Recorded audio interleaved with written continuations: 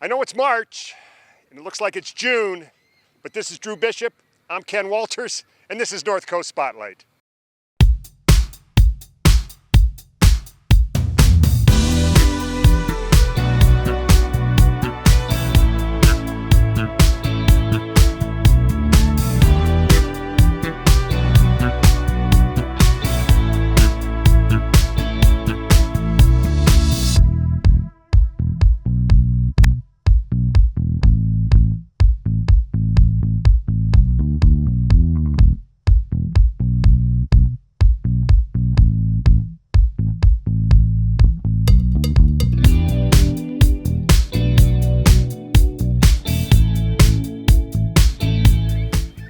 I know a lot of you folks lived in this area for quite some time and realize in March you could have a lot of ice on Sandusky Bay right here at the Jackson Street Pier. But boy, we've been fortunate so far this winter. Pretty light as far as snow cover and ice, but a beautiful day to be outdoors. And we're not talking March, we're going to start talking about April. Big event coming up for the Sandusky area, in fact, the Northern Hemisphere. And Ken, hopefully this great weather transitions to that special date as we're going to have a solar eclipse right here on this very pier. Let's take a look at what they've got to say about the eclipse. The countdown begins, and we're getting set for a big event that's going to be taking place in our area coming up in April. I'm joined by Amanda Smith-Resnick and Mackenzie Spriggs with us here this afternoon, and we're looking forward to finding out more about what's going to be taking place. And ladies, this isn't just local, this just isn't statewide, this isn't regional, this has national flavor, and I guess you could even say national and international flavor, does it not? Absolutely. People are going to be coming in. We have the eclipse chasers that are going to be coming in, hopefully to this area to watch it. But also we're going to have our residents and our other visitors locally coming in to enjoy as well. We've been planning really for the last 2 years, and we are expecting a really good crowd, but have a lot of things planned just for our local audiences too.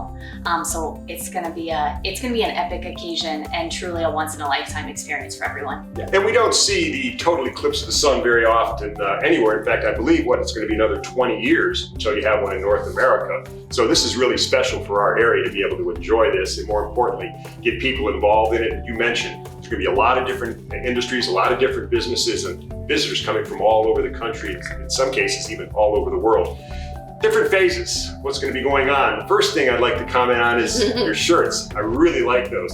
Yeah. If you can get a good shot of those, it says right there, Total Solar Eclipse, Shores and Islands, Ohio. There's a couple backstories to this as well, as far as the stories and where the money's going to go and how you're putting it together. Yeah, so these shirts were created by our assistant marketing director, Jen, and I love the logo. It's a little spin on our current logo, but of course we had to have something that would commemorate this awesome event. What's really cool is we have them sold online, also in our welcome centers over in Port Clinton, and also here in Sandusky. You know, you think about total eclipse of the sun, and I think back, I think it was 1973, Bruce Springsteen had a song called Blinded by the Light. Man, Earth Band did it as well, and it had to do with Mama told us not to look into the total eclipse of the sun. Well, there's a lot of truth to that, and I believe safety is one of the key issues to making this thing a safe and fun event. I will just add, because there's so many great song references. Yeah. We all know of Total Eclipse of the Heart, but there's Dark Side of the Moon by Pink Floyd. So there's a lot of great songs about the eclipse, but you brought up safety, and safety is very important. It's gonna be really important that everybody goes and gets their classes. Shores and Islands, and Amanda, I don't want to speak for you, but Shores and Islands did a really good job procuring many of these for our area. They worked with local partnerships. Us at the Greater Sandusky Partnership got about 10,000 ourselves through their help. So did you say 10,000? 10,000. There was a total of actually about 65,000 that have been purchased throughout the region. The majority of those were with partners such as Greater Sandusky Partnership. These ones we also partnered with Lakeside, Twin Oast over in the Port Clinton area. We also have Firelands Hospital. There is the Sidney Froman Planetarium. So a lot of different partners who went in on those costs for these to distribute those and to make sure that they are getting into the hands of all of the residents, all of the visitors, and because that is our number one thing for the eclipse is safety. And I think just being really clear that you need to wear your glasses except for when totality happens. So we're going to be going through an hours long process on the beginning and the other end of totality where, you know, How long is totality, by the way? What do they say? for us, it's 3 minutes and 45 seconds. This is actually way different than the 2017 eclipse because it's almost double the time. And so if you'll remember, there was a lot of national attention for that. But so I think it really got people's appetite up for these really cool scientific and also cosmic events. Yes. But ours is nearly double the time just because the moon is actually closer to the earth at this time. Right. So here in Sandusky, we're gonna have 3 minutes and 45 seconds beginning at 3:12 p.m. On April 8th. So You're doing a lot of work to prepare for this, but I know it's difficult to come up with the number, but what are you estimating the number of folks that we're going to have here in the area during this event? Because I know it's just not the event itself, but leading up to it and then afterwards that people get together, but what are you getting a sense of as far as interest? That's a good question, and it's extremely unknown because TBD. we have been in contact with folks in other destinations who have had the eclipse in 2017, and the best estimate that we can find is about 3 to 4 times the population. So, what is the population of Sandusky? Erie County, 80,000. There you go. So we expect that influx. Now, we don't know, and we will. Let's see what the lovely weather gods have for us. But like, I would say about 10 days, leading up, we'll have a better understanding, because if it's going to be glorious and sunny like it was last year on the day, great. Or if it's a day like today, maybe those, negative vibes. but maybe those chasers, the eclipse chasers, will go elsewhere. But nonetheless, we have enough for everybody to do here. And no matter what, we're gonna party and we're gonna enjoy. And no matter what, the world will be dark, or not the world, I should say, us here in Ohio will be dark, no matter what, whether it's cloudy or not. Right. So we're gonna celebrate. Absolutely, and it's not gonna be, we're not gonna party like it's 1999, but it's still gonna be a good time, because you had mentioned earlier, not to belabor it, but there's gonna be a lot of different things going on, a lot of different people getting involved in this, and a lot of different businesses putting on a good show for people to come and have a lot of fun. Right. Right, I'd love to tell you about what's happening in Sandusky. The city actually changed its name via proclamation. So our local government changed its name to Sundusky, S-U-N, Dusky, leading up to the weekend leading up to the eclipse. So we have a total eclipse of Sundusky festival happening. It really begins April 3rd. We have some people coming from the Cleveland Museum of Natural History. One of their senior astronomers there is a Sandusky High grad, and he wants to come home and do like a big production for his hometown. So we have that out at the Cedar Point Sports Center. That can accommodate 1,000 people. And again, that's April 3rd. So that is really meant for our locals here. Yes. That's not for, visitors. I don't think people are going to be coming 5 days out, but that's really for us and our local audience to have a really good education around that. Then April 4th, that is 4x4, and we have a huge Jeep contingent. So they are doing a Jeep Clips celebration on the Jackson Street Pier, just something a little bit fun.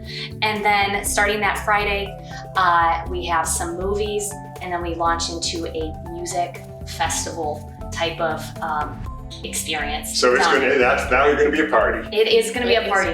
In Shores and Islands, Ohio, between both Erie and Ottawa County, there's plenty to do, and I welcome everybody to visit our website.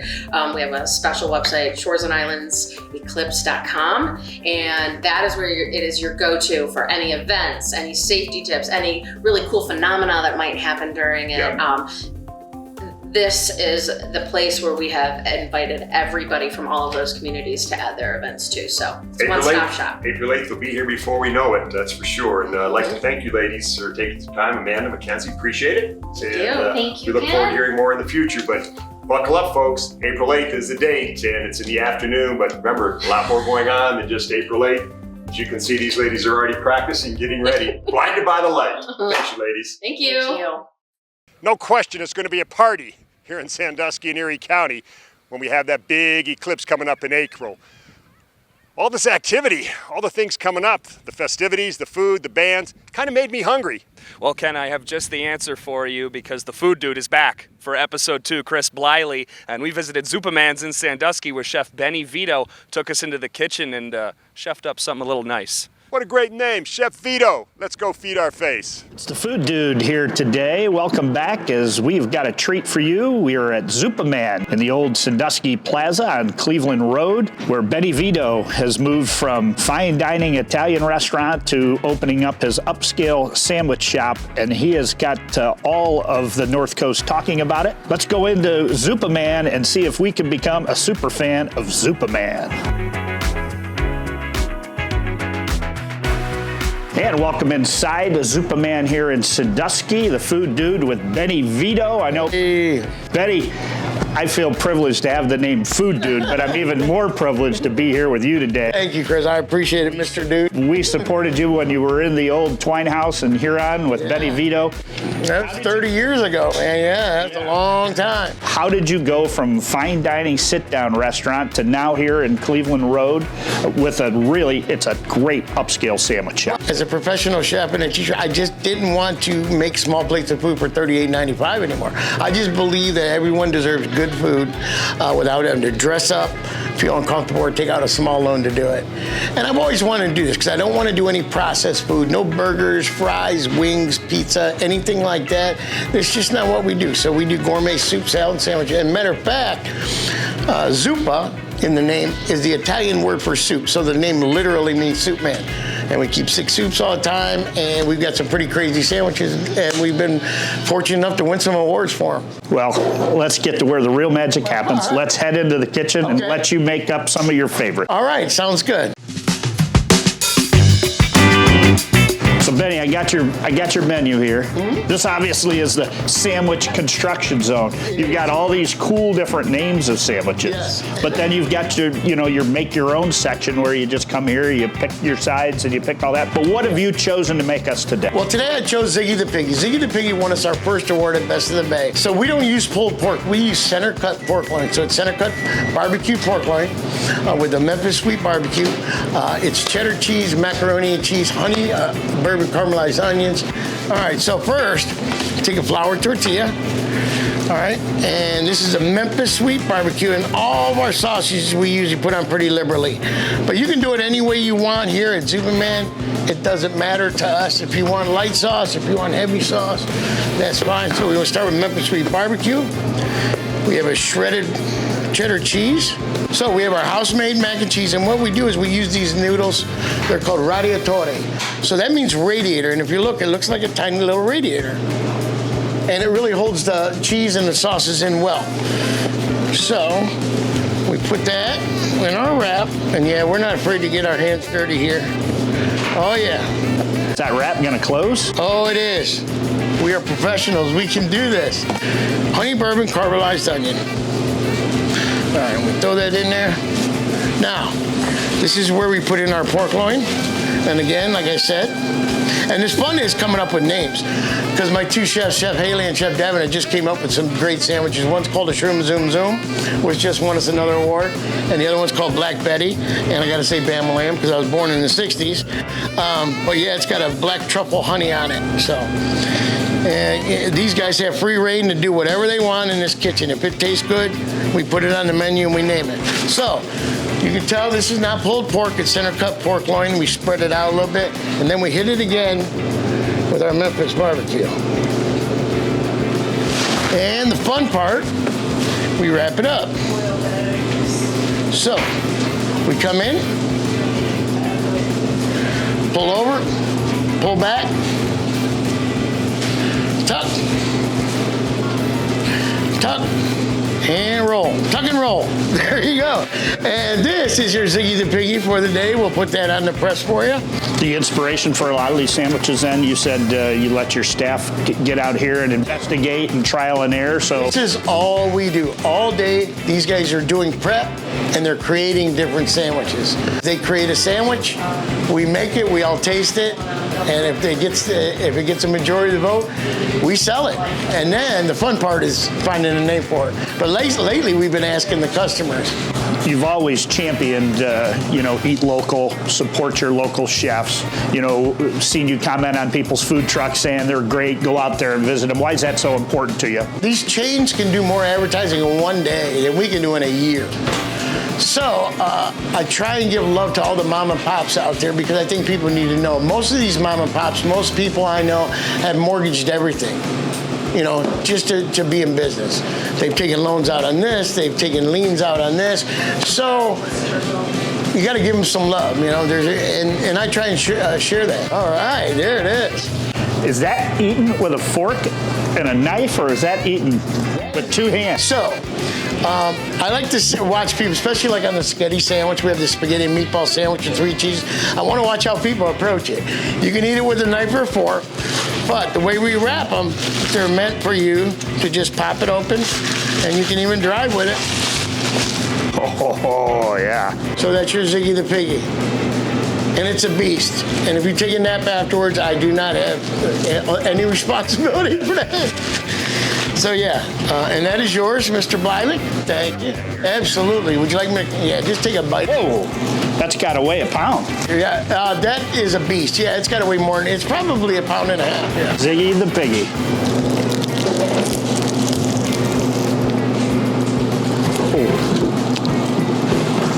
Now that one says a Memphis sweet barbecue, and if you like a little heat, we also have a Memphis sweet mango habanero barbecue. Hey, I got to bite a second time. That's right, just to make sure. Absolutely, I wouldn't expect any less. That is fantastic. Thank you very much. The barbecue sauce, awesome. The radiator pasta, perfect blend. The crunch of the bacon. Yep. Thank you, brother. Unbelievable. Well, whatever you do, don't change the recipe. No. So tell us how people can find you. I know we're here on Cleveland Road, Sandusky. Does this plaza have a name? Is it the Sandusky? This is called the Sandusky Plaza. It's been here since November 7th, 1956 it opened. Our address is 1186 1186 Cleveland Road. You can reach us at 419-502-2000. Call in your order. We also have online delivery. We have delivery anywhere in Sandusky or Perkins. Call us or go online at Zuperman.com. And we're on Instagram at Zuperman_Sandusky. I've got to go finish this Ziggy the Piggy out in your dining room, and A+, and we're so happy for your success, and thanks for all you do for Sandusky. Thank you. Hey, I want to give a shout out to my young chefs at Midtown Supper Club. Myself and Chef Byron from Baybell Restaurant are the lead chefs this year. We're taking our class of 8 to 15-year-olds to a tour of France. We're going full-on French cooking this year, from vichyssoise to beef bourguignon to French tart pastries. And Lyonnaise potatoes is going to be a great event culminating in March. So Midtown Supper Club, check us out on Facebook. Thanks for everything, guys. We appreciate all the love. In a world, and more important, in a country, you can be anything. Just be kind to each other. Thank you. Moving along here on Northcoast Spotlight. Hope you're enjoying the program. Certainly, if you follow sports in our area, there's a name that is synonymous with basketball in our area. The name is Santoro. And we cover a lot of Santoros, Ken, but Mike Lilge sat down with Carly Santoro, the eldest sister of the family, to talk a little hoops, talk about the Lady Red, 14 straight league titles, talk about her experience at Bowling Green University, Ohio State University, and of course, who's going to win in a Santoro one-on-one tournament in the driveway. Let's go check it out. Welcome into North Coast Spotlight, and this is the segment where we like to catch up with some of the better athletes from around our viewing area, and we've got a pretty good one here today. We're joined by Carly Santoro, a graduate of Bellevue High School, also a graduate of Bowling Green State University and the Ohio State University. Carly, where didn't you graduate from? I guess is the first question. But first, thank you for joining us. And I know we get to see a lot of your family here of late, your dad and your sisters and your brother coaching football. Unfortunately, we didn't get to see a lot of you in high school. I think I only got a chance to do one of your baseball games or basketball games and maybe one softball game. A little bit jealous that your little sisters got to grow up on TV during high school. It's a little different, right? And I feel like I was a jinx for, well, not really a jinx, because I did see you win a district championship your senior year at Ashland High School. But For people who don't remember, you were a pretty good softball player too. And unfortunately, I did your last softball game against Edison. But for people, again, who don't remember, you hit 500 a couple years. You had 18 career home runs. Obviously, softball was something you were into. You went on to play college basketball, but were there softball coaches from the collegiate level who were after you too? Well, I got my first offer when I was really young for basketball that I always just knew that was what I was going to pursue. I did travel softball as long as I could, but once I tore my ACL my sophomore year, I just kind of, put all my focus into one sport and played basketball, but I obviously still played high school softball. So just kind of, all my marbles were in one basket, but thankfully it played out. And you went through 4 years of high school at Bellevue where you won 4 NOL championships in basketball and 4 NOL championships in softball. So all you did was win conference championships. What was that like, being a part of those two teams that in the constant winning and the championships? Yeah, it's just all about culture. And majority of the girls that played basketball also played softball. So essentially all we wanted to do was win and continue to carry that over from one sport to the next. And you have to give credit to our coaching staff, Coach O, Coach Ryan Osashki, and my father and Walt Snyder. They had really great programs and we all bought into it. And it was just a very fun group of girls to be around from my freshman to senior year. And it's something we always look back on and talk about. And it's also awesome too, to this day, that those league championships for basketball are still going on. To have 14 in a row it's something special, and I love to talk about it to anybody near and far. Well, when you were a senior, your dad became your head basketball coach at Bellevue. Was that tough to kind of work around that relationship and leave basketball on the court and be a family at home? Was that tough to adjust to?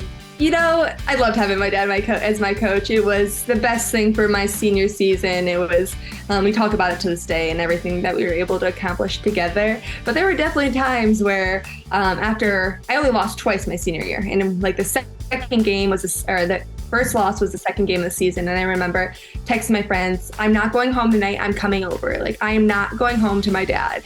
And then I was like joking with my dad. And the next day I was like, I promise you I'm not losing a game the rest of the season. Like, I cannot deal with you and, the grief you're going to give me at home. But we learned to adjust to it just because my dad he's hard. And obviously we all know how to adjust that. And we all thrive on tough love. If we didn't have tough love from my dad, we wouldn't, be as successful as we are. So, we learned to leave a lot at the court, but I think my younger two sisters struggled with that more than I did. Do you see a little bit of a rivalry forming between your dad and Jalen now with their coaching success, with your dad winning conference titles and now Jalen's winning conference titles with Perkins football? No doubt. Everything's a competition with my family. There's never a day that we can't be competing against each other. Obviously, Jalen's doing a very great job at Perkins and is building something that everybody wants to be a part of. And that's a kudos to him and his coaching staff. But obviously, I think my dad might have the upper hand on him on winning conference titles for now. Hopefully, my brother can get there. But it's a grind. Like I said, it's not easy to do back-to-back, let alone 14 in a row. Your dad got his 200th win this year, and that had to be a pretty special moment too, going all the way back to the beginning because you were there when it first started.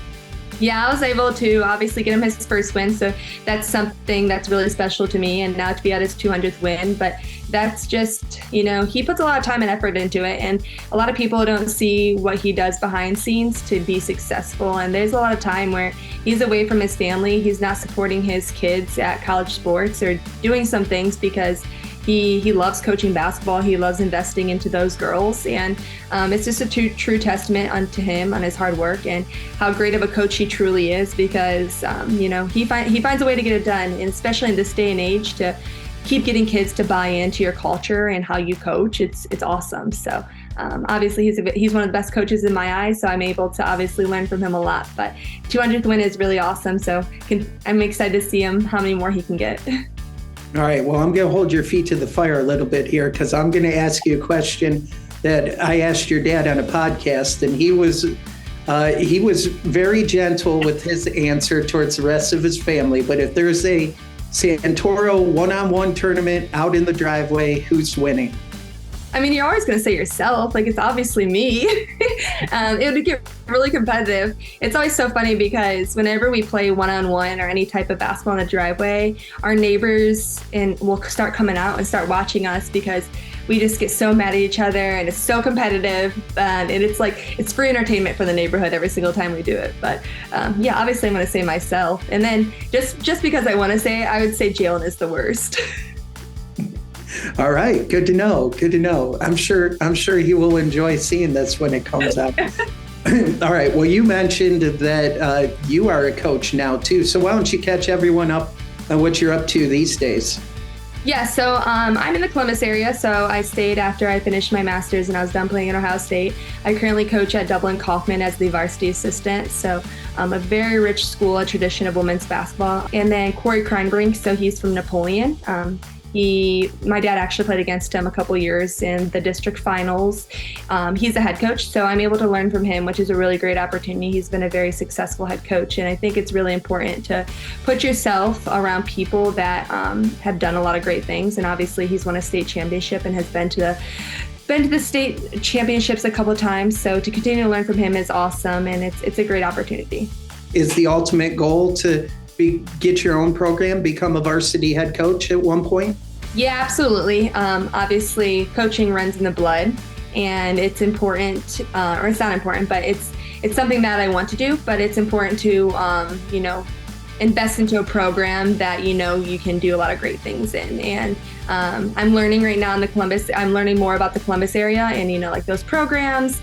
And so it takes time. You want to make sure that you put yourself in the correct situation. Well, I want to thank you for joining us and spending a little time with us. Like I said, I feel bad that we really just came on the air towards the end of your high school career and didn't get a chance to see a lot of you. So a lot of people didn't get to see how good of a high school player you were for the Lady Red at Bellevue. But hopefully this gives people some idea. And obviously you turned out to be a pretty good person as well. And we're excited to have you on Northcoast Spotlight for sure. Yeah, thank you for having me. I do remember one of the first times that I was interviewed. It was after my district final games, and it was with my dad, and my sisters were photobombing in the background. So that's one of my best memories about BCSN is with my dad and then my sisters behind. So obviously, you guys have given a lot of great opportunities to kids in that area. So thanks for everything that you guys do as well. All right. Again, a big thank you to Carly Santoro for joining us, and keep it right here. We've got more coming up with Northcoast Spotlight. As they say in television, that's a wrap. We finished up this segment of Northcoast Spotlight. Hope you've enjoyed it. Always trying to bring you people, activities, and events that take place in our area. Absolutely, Ken. And a big thank you to you for joining me, working on that eclipse. Thank you to the people at Shores and Islands, Ohio. Of course, yes. Mike Lilge, Carly Santoro, Benny V, the Food Dude, Chris Bliley, and our entire BCSN crew. Thank you for watching Northcoast Spotlight.